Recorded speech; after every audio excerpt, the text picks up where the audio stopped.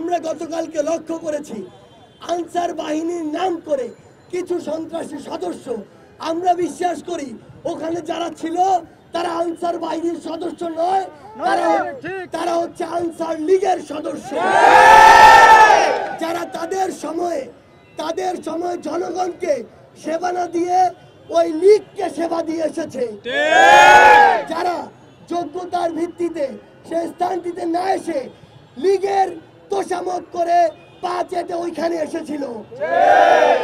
তারা গতকালকে সকালে যখন ওখানে আসে, আমাদের ছাত্র প্রতিনিধি যারা দুইজন অন্তর্বর্তীকালীন সরকারে রয়েছে, তারা মাননীয় স্বরাষ্ট্র উপদেষ্টা সহ অন্যান্য উপদেষ্টাদের সাথে ওই বিষয়ে কথা বলছিল, তাদের একাধিক আলোচনা হয়েছে।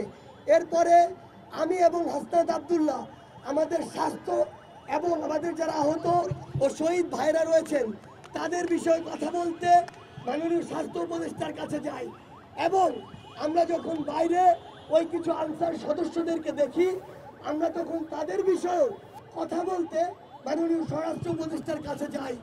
অর্থাৎ ছাত্র জনতা যে কোনো সময় বাংলাদেশের নাগরিকের যে কোনো দাবির জন্য সেটি শুনতে প্রস্তুত এবং সেটি আলোচনা করতে প্রস্তুত।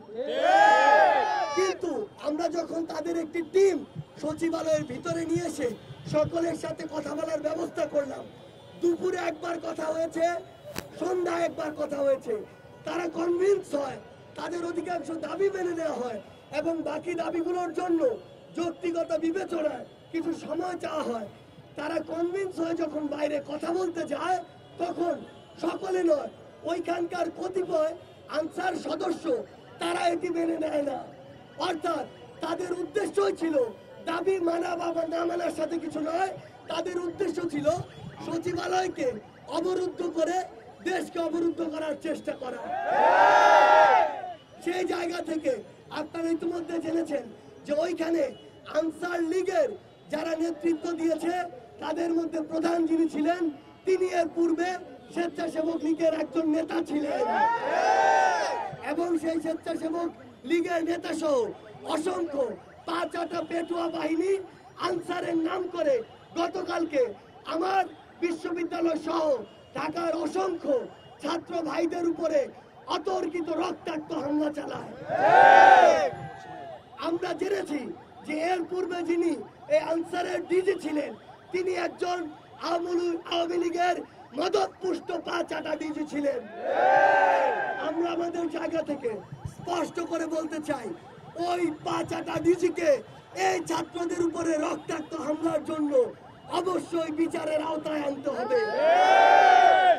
আমরা আমাদের জায়গা থেকে স্পষ্ট করে বলতে চাই, যে ফ্যাসিবাদের দোসররা এখনো বাংলাদেশের বিভিন্ন জায়গায় বসে বিভিন্ন ষড়যন্ত্র এবং নীল নকশার চেষ্টা করছে, তাদেরকে দ্রুত খুঁজে বের করে ওই জায়গা থেকে উৎপাটন করতে হবে। আমাদের জায়গা থেকে স্পষ্ট বার্তা, আমরা কাউকে যোগ্য বা যৌক্তিক সমালোচনায় ছাড় দিব না। আমরা মাননীয় স্বরাষ্ট্র উপদেষ্টাকে বলতে চাই, আপনি আমাদেরকে বলুন 5 তারিখ চলে গিয়েছে, আজকে 26 তারিখ, এখনো পুলিশ কেন পুরো দমে মাঠে নেই? গতকালকে কেন ছাত্র জনতাকে যেতে হলো সচিবালয় প্রোটেকশন দেওয়ার জন্য? গতকালকে কিভাবে আনসার সদস্যরা আমার ছাত্র জনতার উপরে বুলেট নিক্ষেপ করলো? কিভাবে ওই আনসার সদস্য নামের আনসার লীগদের হাতে অবৈধ অস্ত্র গেল? আপনাদের খুঁজে বের করতে হবে তাদেরকে এই হামলা করার, বুলেট চালানোর অনুমতি কে দিয়েছে? আমাদের জায়গা থেকে স্পষ্ট বার্তা, অন্তর্বর্তীকালীন সরকারের কোন একজন উপদেষ্টা যদি তার দায়িত্ব পালনে নিজেকে যথেষ্ট যোগ্য এবং যতটুকু শ্রম দেওয়া প্রয়োজন ততটুকুর উপযুক্ত না মনে করে, তাহলে তার নিজে থেকে এর চেয়ে ভালো একজন অপশন খুঁজে দেওয়া উচিত। আমাদের জায়গা থেকে আমরা স্পষ্ট করে বলতে চাই, গতকালকে আমাদের ভাইদের উপরে যারা হামলা করেছে, আমাদের ভাইদেরকে যারা আঘাত করেছে, রক্তাক্ত করেছে, অতি দ্রুত সময়ের মধ্যে তাদেরকে বিচারের আওতায় আনতে হবে।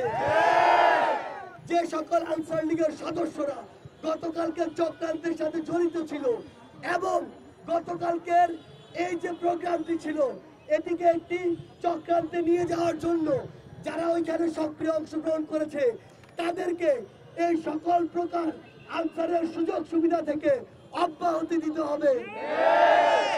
এবং সবশেষে আমরা এটি বলবো যে আমাদের জায়গা থেকে স্পষ্ট বার্তা, এই যে 16 বছরে ফ্যাসিস্ট একটি সরকারের মাধ্যমে ফ্যাসিস্ট একটি প্রশাসন গড়ে উঠেছে, সেই ফ্যাসিস্ট প্রশাসন থেকে আওয়ামী লীগের যত দালাল তোষামতকারী পা চাটা রয়েছে তাদেরকে ওই জায়গাগুলো থেকে বহিষ্কার করতে হবে।